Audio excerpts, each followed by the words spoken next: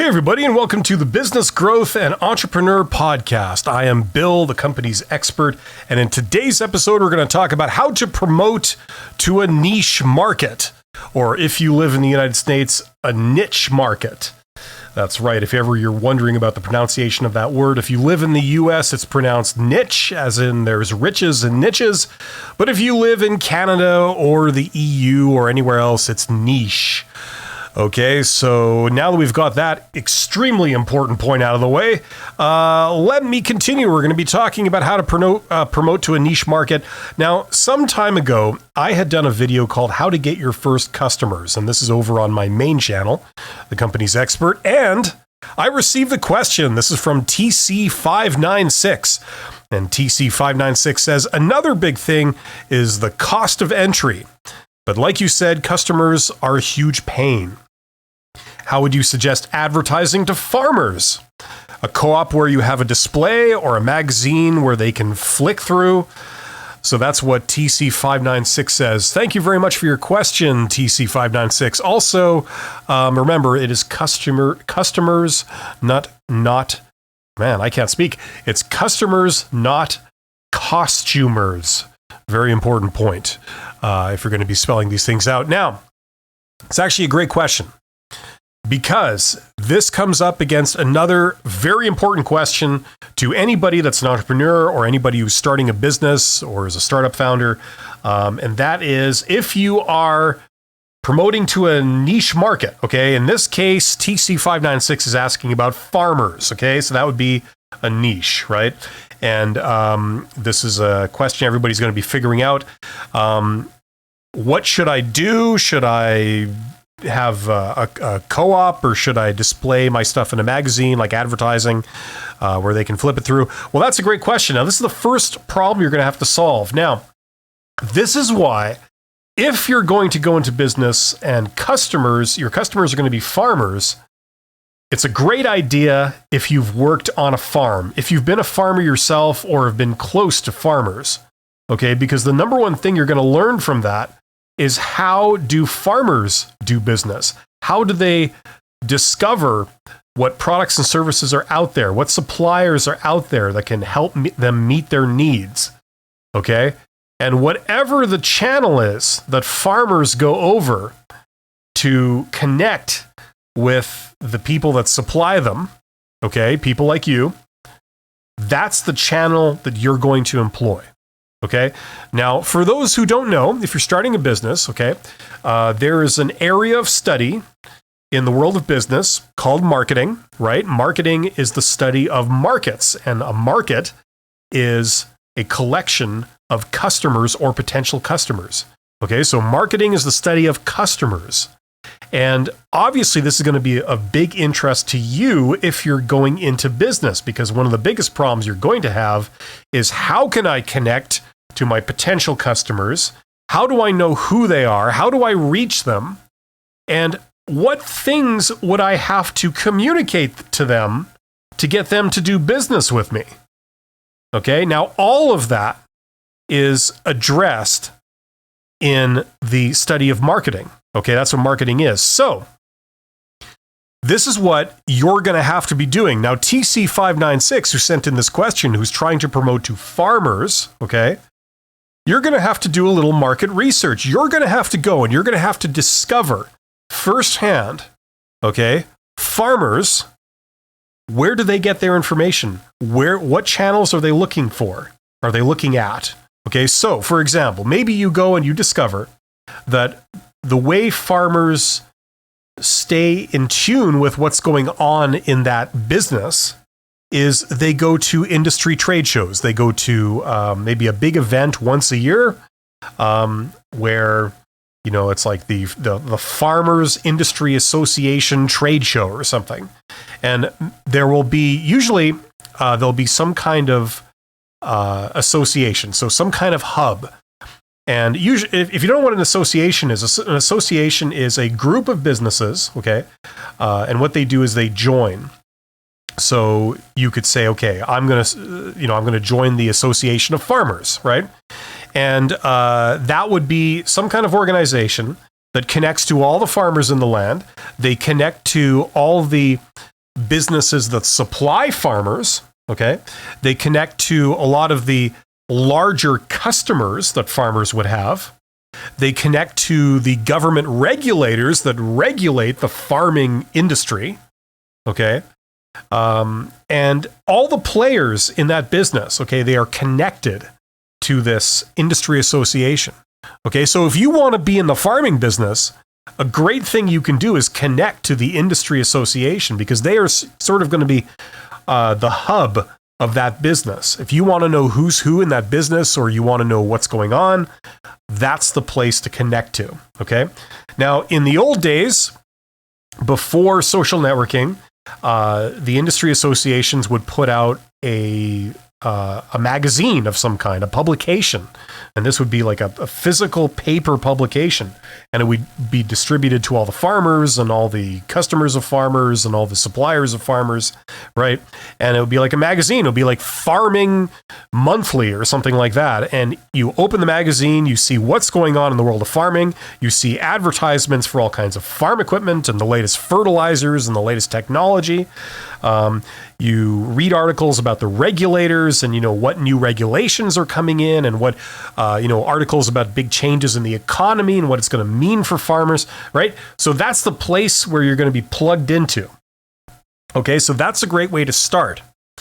Now, the other thing that I would do if I was going into business to supply farmers, they were my customers. I was going to sell technology to them, or I was going to sell services to them, or a product to them.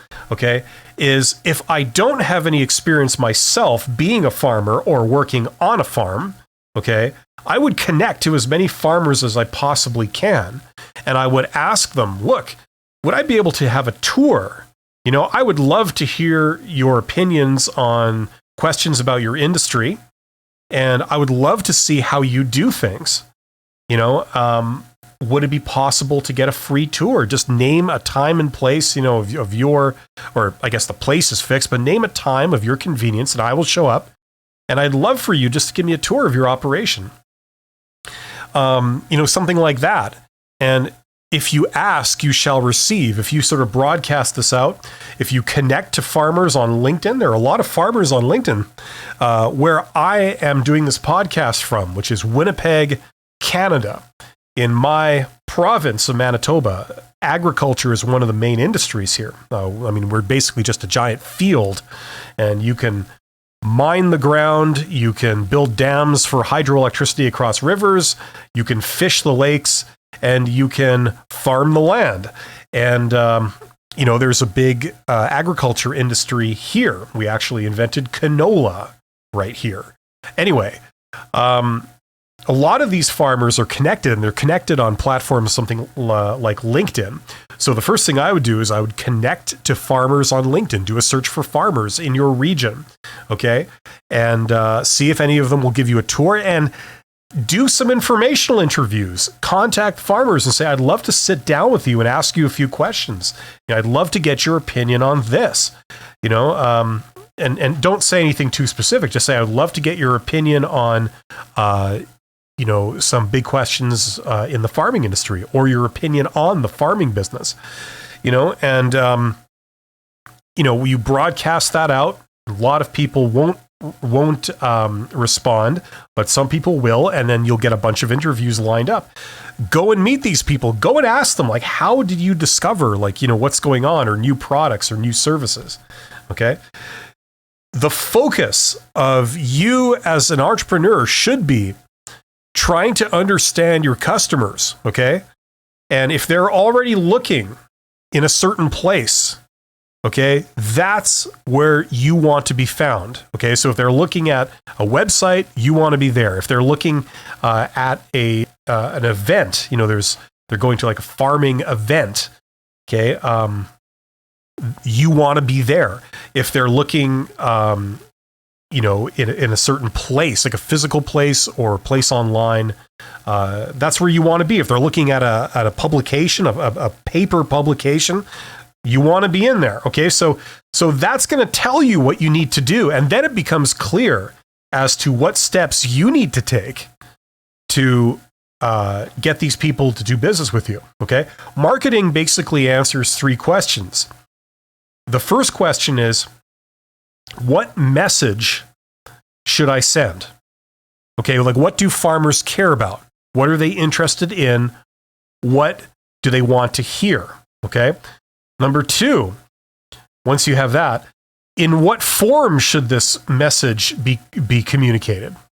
Okay, so should it be like a pamphlet? Should it be a video? Should it be, I don't know, a product demonstration?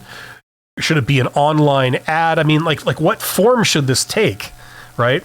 Let's say I know that farmers care about having a particular fertilizer for under a certain price per volume. Okay, like let's say if I could tell them that, that would get their attention. But how do I communicate that to them? In what form is best to communicate to farmers, right? So that's the second part. And the third question of three that marketing answers is, over what channel should I use to communicate to them?